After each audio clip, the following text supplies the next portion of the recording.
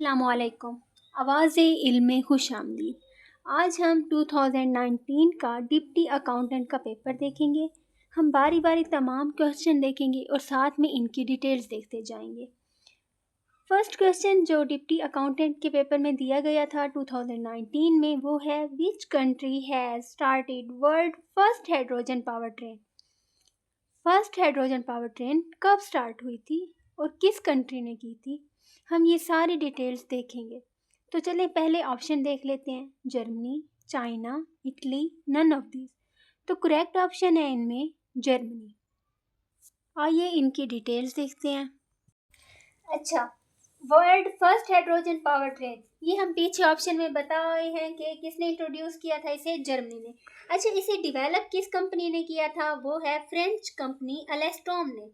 France में है ये कंपनी, अलेस्टोम के नाम से इसने इसे डेवलप किया था। स्टार्ट कब हुई थी, 2002 में, ठीक है, 2002 में। इसका जो नाम रखा गया था वो था कुरेडिया इलैंड, कुरेडिया इलैंड। अच्छा, इसकी जो रेंज है वो है 1175 किलोमीटर, 1175 किलोमीटर विदाउट रिफ्यूलिंग, मतलब कि रिफ्यूल को चेंज किए बिना इसकी जो रेंज है वो है 1175। अच्छा, हमारा जो मकसद है वो है पीपीएससी को क्रैक करना। हम इसके रिलेटेड जो पॉसिबल क्वेश्चन है वो भी देखते जाएंगे ताकि इसके रिलेटेड जो भी क्वेश्चन है वो हम इजीली कर सकें।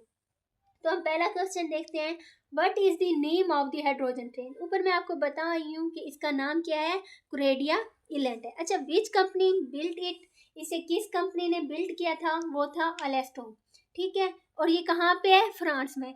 बट इट वाज लॉन्च, ये कब लॉन्च हुई थी, 2002 में, 2002 में इसे लॉन्च किया गया था। Which is the what is the only emission from hydrogen train. अच्छा, ये क्या चीज़ खारिज करती है हाइड्रोजन ट्रेन, याद रखना ये आलूदगी फ्री है, ठीक है, ये आलूदगी पैदा नहीं करती। इससे जो चीज़ खारिज होती है वो स्टीम और वाटर है, ठीक है। आगे है question number 5। Which energy source is used hydrogen train instead of diesel. Diesel के अलावा हाइड्रोजन ट्रेन में कौन सी एनर्जी सोर्स यूज़ करते हैं हम, तो वो है hydrogen fuel cells. I hope यहाँ तक आपको समझ आ गया होगा। हम नेक्स्ट क्वेश्चन की तरफ बढ़ते हैं। Question number 2, find the odd one out 8, 27, 64, 100, 125, 216, 343। अच्छा जी, इसमें हमने देखना है कि इनमें कौन सा लफ्ज़ डिफरेंस है। तो नीचे ऑप्शन में है 27, 100, 125, 343। तो करेक्ट ऑप्शन है 100। आइए इसकी एक्सप्लेनेशन देख लेते हैं ताकि हम इजीली कर सकें इस तरह के रिलेटेड क्वेश्चन को। इसकी एक्सप्लेनेशन में हमें पता चलता है 8 जो हमें दिया गया है वो 2 का क्यूब है, ठीक है। 2 मल्टीप्लाई 2 मल्टीप्लाई 2, तो हमारे पास आंसर आता है 8। इसके साथ ही हम दूसरा देखें तो हमें अंदाज़ा हो जाता है 27 किसका क्यूब बन रहा है, 3 का। 3 3 ज़ा 9, मल्टीप्लाई करो 9 को 3 के साथ 27 इसका आंसर आता है, ठीक है। आगे 4 का क्यूब देखते हैं। 64 है ना ऊपर, तो 4 का क्यूब हमारे पास बन रहा है 64। आगे हम 5 का देखते हैं। 5 का 125 आता है, ठीक है। इसके साथ ही जो 6 है, 6 का देखें 201, 6 आ रहा है क्यूब। 7 का क्यूब देखें तो 343 आ रहा है। ऊपर अब क्वेश्चन देखते हैं। बाकी सारे के सारे जो हमारे पास ऑप्शन दिए गए हैं वो सेम दिए गए हैं सिवाय 125 के। ऊपर अब हम क्वेश्चन देखते हैं। बाकी हमारे पास सारे के सारे 8, 27, 64, 216, 343 सारे सेम आ रहे हैं सिवाय के। तो हमारे पास जो करेक्ट ऑप्शन होगा जो डिफरेंट है इनमें तो वो है 100, क्योंकि 5 का क्यूब क्या बन रहा है, 100। क्वेश्चन नंबर 2 हम सॉल्व कर चुके हैं। आगे क्वेश्चन नंबर 3 की तरफ बढ़ते हैं। क्वेश्चन नंबर 3 हमारे पास जो 2019 के अकाउंटेंट के पेपर में दिया गया था वो था Agartala conspiracy was instigated by. Agartala conspiracy जो केस था वो किसने शुरू किया था। ऑप्शन हमारे पास दिया गया है Faiz Ahmad Faiz, Suresh Kashmiri, Mujibur Rahman, none of this. अच्छा जी, जो इसका करेक्ट ऑप्शन है वो है मुजीबुर रहमान। आइए अंगाटला कॉन्स्पिरेसी की हम डिटेल्स देखते हैं। ये कौन सा केस था, कैसे सॉल्व हुआ, या ये क्या चीज़ है, तो हम सारी डिटेल्स देखते हैं। अंगाटला साजिश केस। ये कब शुरू हुआ? 1968। पाकिस्तानी हुकूमत ने शेख मुजीबुर रहमान और उसके 34 देगर मशरकी एहलकारों के खिलाफ दर्ज किया था। क्यों दर्ज किया था? उन पर यह इल्ज़ाम था कि वो भारत में रहकर मशरकी पाकिस्तान को अलग करने की साजिश कर रहे हैं। ये मुकदमा मशरकी और मगरबी पाकिस्तान के दरमियान सियासी कशीदगी का बाइस बना और 1971 की अलहदगी का भी अहम सबब है। यही केस जो इनके खिलाफ था, तो इसी की वजह से पाकिस्तान और बांग्लादेश आज़ाद हुए थे। ठीक है, अंगाटला कॉन्स्पिरेसी के केस के हम रिलेटेड क्वेश्चन देख लेते हैं। In which year Agartala conspiracy case was filed? ये कब आयद किया गया था? केस कब दर्ज किया गया था? 1968 को। हमेशा याद रखिएगा, ये क्वेश्चन आ सकता है पेपर में। Who was the main accused in the Agartala case? कौन मुजरिम था इसमें? जो मेन केस जिस पे आयद किया गया था वो कौन था? शेख मुजीबुर रहमान। अच्छा जी, नेक्स्ट क्वेश्चन है, what was the aim of the conspiracy? इसका मकसद क्या था? इसका मकसद था मशरकी पाकिस्तान को अलग करना, separate East Pakistan. Question number 4 है, the Agartala conspiracy case was named after which Indian city? किस इंडिया की सिटी के नाम पे इस केस का नाम रखा गया था? वो थी अगाटला। ठीक है, इसी नाम पे फिर इस केस को दर्ज किया गया था। चलें क्वेश्चन नंबर 4 की तरफ बढ़ते हैं। वीडियो अच्छी लग रही हो तो वीडियो को लाइक, शेयर और सब्सक्राइब ज़रूर करें। क्वेश्चन नंबर 4 है, material for rain proof coats and tents with their water proof properties too? इनकी कौन सी प्रॉपर्टीज़ है जो पानी को अंदर दाखिल नहीं होने देती? ऑप्शन 1 है सरफेस टेंशन, ऑप्शन 2 हमें दिया गया है विस्कोसिटी, स्पेसिफिक ग्रेविटी या इलास्टिसिटी। तो करेक्ट ऑप्शन है सरफेस टेंशन। ठीक है, सरफेस टेंशन की वजह से पानी अंदर दाखिल नहीं होता। ये पानी के कतरों को अपने ऊपर जज्ब नहीं होने देता, ये बाहर मोतियों की तरह पानी को बना देता है। Question number 5, which of the following country is not the member of SAARC? इनमें से कौन सा कंट्री है जो सार्क का मेंबर नहीं है? फर्स्ट है हमारे पास मालदीव, भूटान, म्यांमार या श्रीलंका। इसका जो करेक्ट ऑप्शन है वो है म्यांमार। चलें सार्क की डिटेल्स देखते हैं। सार्क स्टैंड फॉर किस चीज़ का मुखफ़फ़ है? South Asia association of regional organization. अब देखते हैं रीजनल ऑर्गेनाइजेशन क्या है। रीजनल ऑर्गेनाइजेशन एक मखसूस ऑर्गेनाइजेशन, मुख्तलिफ ममालिक एक ही खित्ते के, एक ही कॉन्टिनेंट के जो मिलकर बनाते हैं मुल्क की तरक्की मफाद के लिए। ठीक है, ये आपने बहुत अच्छे से याद करना है इसका मुखफ़फ़, ये अक्सर सवाल में पूछते हैं, South Asia association of regional organization. अच्छा, इसका जो आइडिया दिया गया था ये भी सवाल अक्सर पेपर में पूछा जाता है। तो इसका आइडिया किसने दिया था? बांग्लादेश के प्रेसिडेंट ने, ज़ियाउर रहमान। कब दिया था? 1980 को। अच्छा, 1981 में 7 कंट्री ने साइन किए थे। कितने ममालिक ने इस पे साइन किए थे? 7 ममालिक ने। अब जो इसके टोटल मेंबर हैं वो तो 8 हैं। 8 क्योंकि लास्ट मेंबर अफगानिस्तान था, ये 2007 को इसने आके ज्वाइन किया था। तो जो ममालिक पहले साइन कर चुके थे उनमें था बांग्लादेश, इंडिया, मालदीव, श्रीलंका, भूटान, पाकिस्तान, नेपाल। अच्छा, इसको याद करने की जो आसान ट्रिक है वो है MBBS पेन। ठीक है, M से मालदीव हो गया, B से बांग्लादेश, B से भूटान, S से श्रीलंका, P से पाकिस्तान, A से अफगानिस्तान, I से इंडिया और N से नेपाल। अच्छा, याद रखिएगा, ये अक्सर सवाल आता है PPSC के अक्सर पास पेपर में देखा गया है कि ये सवाल पूछता है अफगानिस्तान ने कब ज्वाइन किया था? 2007 को। और लास्ट मेंबर भी पूछता है, लास्ट मेंबर कौन सा है? तो आपने याद रखना है अफगानिस्तान है। अच्छा, इसका जो हेड क्वार्टर है वो कहाँ पे है? काठमांडू में, नेपाल में।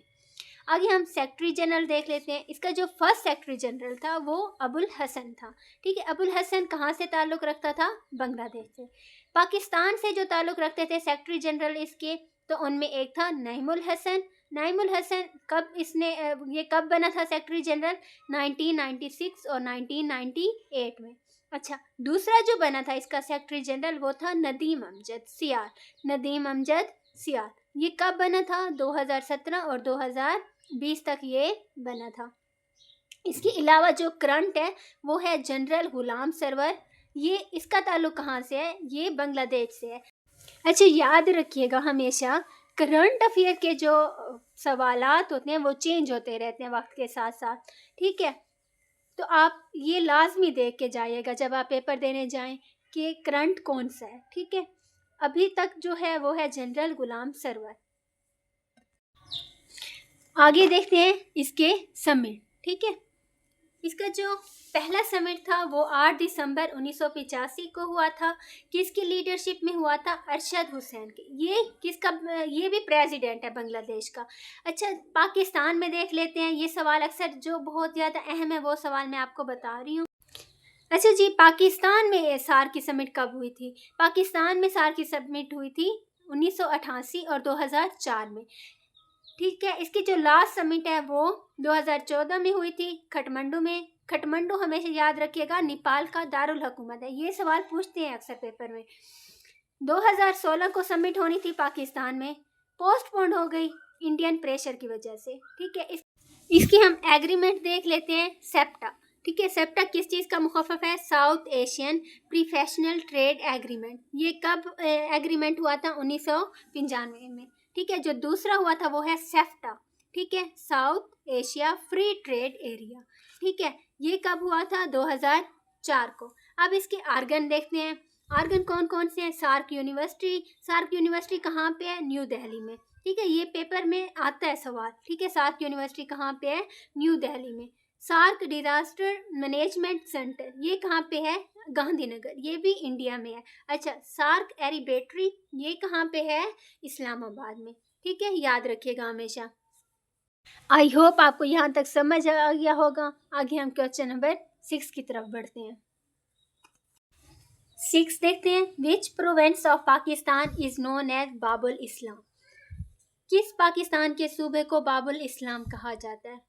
ये तो बहुत इजी क्वेश्चन है, हर बच्चे को इजीली आ जाएगा, ठीक है। पंजाब, बलोचिस्तान, KPK, सिंध। तो करेक्ट ऑप्शन क्या है? सिंध। आइए अब हम सिंध की डिटेल्स देखते हैं। सिंध सेकंड लार्जेस्ट प्रोविंस है बाय पॉपुलेशन के हिसाब से सिंध कितने नंबर पे आता है? दूसरे नंबर पे। पंजाब फर्स्ट पे आता है, दूसरे नंबर पे सिंध है। और थर्ड लार्जेस्ट प्रोविंस है बाय लैंड मास, एरिया के हिसाब से ये थर्ड है, ठीक है। फर्स्ट पे बलोचिस्तान आता है, सेकंड पे पंजाब आता है। इसका जो कैपिटल है वो है कराची। इसको सिटी ऑफ लाइट्स भी कहा जाता है। ये पाकिस्तान का ओल्ड कैपिटल भी है, आप सब जानते हैं इस बात को। अच्छा, सिंध की जो डिवीजन है वो है 7, ठीक है। डिस्ट्रिक्ट कितनी है सिंध में? 30। एरिया, ये सवाल अक्सर पूछता है पेपर में, ठीक है। तो 1,40,914 किलोमीटर पर स्क्वायर है, ठीक है। सिंध की जो लैंग्वेज है वो सिंधी ऑफिशियल लैंग्वेज है, ठीक है। इसके अलावा जो सिंधी है वो किस तरह लिखी जाती है? अरेबिक स्क्रिप्ट में लिखी जाती है। याद रखिएगा, ये सवाल भी अक्सर पेपर में पूछता है कि सिंधी किस स्क्रिप्ट में लिखी जाती है? तो अरेबिक स्क्रिप्ट है, ठीक है। माउंटेन रेंज, अब कौन कौन से माउंटेन रेंज सिंध में है? तो फर्स्ट है किथर रेंज, ठीक है। किथर रेंज हाईएस्ट पीक है। किसकी हाईएस्ट पीक है? जिरदाक पीक की, ठीक है। इसकी जो हाइट है वो है 260 मीटर। इसके अलावा लेक्स देखते हैं जो सिंध में आते हैं। फर्स्ट में है मंचर लेक। ये याद रखिएगा लार्जेस्ट नेचुरल फ्रेश लेक है, ठीक है। कुदरती है ये लेक, ठीक है। ये कहाँ पे वाक़ है? जामचोर और दादू डिस्ट्रिक्ट में। इसके बाद किंजर लेक आता है, इसको किलारी लेक भी कहते हैं। ये ठट्टा में है और ये लार्जेस्ट है मैन मेड के ऊपर, ठीक है। इसको मैन मेड कहा जाता है जो लार्जेस्ट है। अच्छा, हिलीजी लेक, इसको कहा जाता है पैराडाइज ऑफ बर्ड। ये भी पेपर में सवाल आ चुका है, ठीक है। ये कहाँ है? ठट्टा में। अच्छा जी, नेक्स्ट है शकूर लेक। ये बदीन और इंडियन गुजरात में वाक़ है, ठीक है। आगे हम डेजर्ट देख लेते हैं, कौन कौन से डेजर्ट सिंध में आते हैं। तो है Thar desert, also called great Indian desert. इसको कहा जाता है ग्रेट इंडियन डेजर्ट। ये सवाल भी पूछता है कि थर डेजर्ट को क्या कहा जाता है? ऑप्शन में या तो ग्रेट इंडियन डेजर्ट देता है या फ्रेंडली डेजर्ट देता है। तो आपको ये तीनों नाम अच्छे से पता हो, ठीक है। ये कहाँ है? लोकेटेड बदीन सिंध के इलाके वाक़ है, इसका 15% सिर्फ एरिया पाकिस्तान में, ना 85% जो है वो इंडिया में है। कितनी परसेंट पाकिस्तान में? ओनली 15%। और 85% किधर है? इंडिया में है। First largest desert in Pakistan, ये पाकिस्तान की लार्जेस्ट डेजर्ट है, ठीक है। और थर्ड लार्जेस्ट डेजर्ट है एशिया की। अच्छा जी, दुनिया में इसका कौन सा नंबर आता है? किसी के हिसाब से ये 16 है, किसी के हिसाब से ये 17 है, ठीक है। आगे है नैरा डेजर्ट, ये खैरपुर और शंगर डिस्ट्रिक्ट में आता है। सिंध के प्रोविंसेस में रिवर कौन कौन से आते हैं ये देखते हैं। फर्स्ट है इंडस रिवर, इसको फादर ऑफ रिवर भी कहा जाता है, नील ऑफ पाकिस्तान भी कहा जाता है। ये अक्सर सवाल पूछता है पेपर में, नील ऑफ पाकिस्तान किसे कहते हैं? फादर ऑफ रिवर किस रिवर को कहा जाता है? वो है इंडस रिवर। अच्छा, ये लार्जेस्ट रिवर है पाकिस्तान का, इसकी जो लेंथ है वो है 3180 किलोमीटर। इंडस रिवर के अलावा लारी रिवर, माली रिवर, हब रिवर और नाइकलीजी रिवर भी सिंध में मौजूद हैं। फोर्ट कौन कौन से हैं सिंध में? तो रानी कोट फोर्ट है, ये इसको ग्रेट वॉल ऑफ सिंध भी कहा जाता है, ठीक है। ये दुनिया की सबसे बड़ी फोर्ट है, ठीक है। इसकी जो लेंथ है वो है 32 किलोमीटर। कहाँ पे वाक़ है ये? जामशोरो डिस्ट्रिक्ट में। याद रखिएगा, पेपर में पूछता है लार्जेस्ट फोर्ट कौन सी है, तो रानी कोट फोर्ट है। और रानी कोट फोर्ट को क्या कहते हैं? The great wall of Sindh. अच्छा जी, सिंध की जो जनरल सीट है नेशनल असम्बली में, तो वो है 61। नेशनल असम्बली में सीट जो है, जनरल सीटें हैं, वो 61 है सिंध प्रोविंस के लिए। अच्छा, total seat of Sindh assembly में कितनी सीटें हैं? तो 168 हैं। 168 में 130 जनरल सीट हैं। वुमेन के लिए जो रिजर्व्ड हैं वो है 29 सीट, और नॉन मुस्लिम के लिए जो रिजर्व सीट हैं तो वो है 9, ठीक है। याद रखिएगा, ये पेपर में पूछता है। अच्छा, चीफ मिनिस्टर ऑफ सिंध देख लेते हैं। जो करंट है वो है मुराद अली शाह, ठीक है। ये करंट अफेयर के जो मैं आगे सवाल दे रही हूँ, बता रही हूँ आपको, ये चेंज होते रहते हैं, तो बेहतर ये है कि आप नई अपडेट्स देख लिया करें, ठीक है। फर्स्ट सीएम ऑफ सिंध जो था वो था सर गुलाम हुसैन हिदायत, ठीक है। करंट स्पीकर जो है वो है सैयद अवैस कादिर शाह। डिप्टी स्पीकर है एंथोनी नवीद। आईजी सिंध है रिफत मुख्तियार था 2025 में। अब ये नया चेंज हुआ है गुलाम नबी, ठीक है। ये मैंने आपको पहले भी बताया कि करंट अफेयर के चेंज होते रहते हैं, ठीक है। Chief justice of Sindh high court वो है जुनैद गफ्फार। ये था सिंध प्रोविंसेस की डिटेल। आई होप आपको अच्छे से समझ आ रही होगी। वीडियो अच्छी लग रही है तो लाइक, शेयर और सब्सक्राइब ज़रूर करें। चलें नेक्स्ट क्वेश्चन की तरफ बढ़ते हैं। क्वेश्चन नंबर 7 है, विच of the following is not part of G7, ठीक है। इनमें से कौन सा ममालिक G7 में शामिल नहीं है? कनाडा, फ्रांस, यूके या स्पेन? तो करेक्ट ऑप्शन है इसका स्पेन, ठीक है। G7 है क्या, इसकी डिटेल देखते हैं। G7 है ग्रुप ऑफ 7 कंट्रीज। ये कब बनी थी? 1975 में, ठीक है। कितने ममालिक थे इसमें? 7 डेवलप कंट्रीज थे, तरक्की याफ्ता ममालिक थे, ठीक है। तो कौन कौन से मेंबर शामिल हैं? USA, Canada, Germany, Japan, UK, France और इटली। इसका हेडक्वार्टर कहाँ पे है? इसका कोई भी हेडक्वार्टर नहीं है, कोई भी परमानेंट इसका हेडक्वार्टर नहीं है। अच्छा, मीटिंग क्या है? ये हेल्ड एनुअली, हर साल इनकी मीटिंग होती है। किसके अबाउट होती है? इकोनॉमिक इश्यूज़ की वजह से, ट्रेड के इश्यूज़, सिक्योरिटी के इश्यूज़, इन सब पर ये बातचीत करते हैं और मसले के हल निकालते हैं। अदर की पॉइंट, अच्छा इनका हम अदर की पॉइंट भी देख लेते हैं। Russia join in 1997 become G8, ठीक है। इसको G7 को रशिया ने 1997 में ज्वाइन किया था, ठीक है। बाद में 2014 में क्रीमिया इशू की वजह से रशिया ने को सस्पेंड कर दिया था इन ममालिक ने, ठीक है। क्रीमिया इशू क्या था? क्रीमिया एक यूक्रेन का इलाका था, सॉरी यहाँ पे इलाका था। रूस ने 2014 में फौजी ताकत से कब्जा कर लिया था। रशिया ने क्या किया? फौजी ताकत के बिना पर क्रीमिया पे कब्जा कर लिया था। यूक्रेन और मगरबी ममालिक जो G7 का हिस्सा थे, उन्होंने कहा कि ये कब्जा गैर कानूनी है, ठीक है, आप इससे पीछे हट जाओ। ये एक बड़ा बैनुल अक़वामी तनाज़ा भी बना था जो आज तक जारी है, ठीक है। आई होप यहाँ तक आपको समझ आ गया होगा। मज़ीद वीडियो देखने के लिए हमारे चैनल को लाइक शेयर और सब्सक्राइब करें। अल्लाह हाफिज़।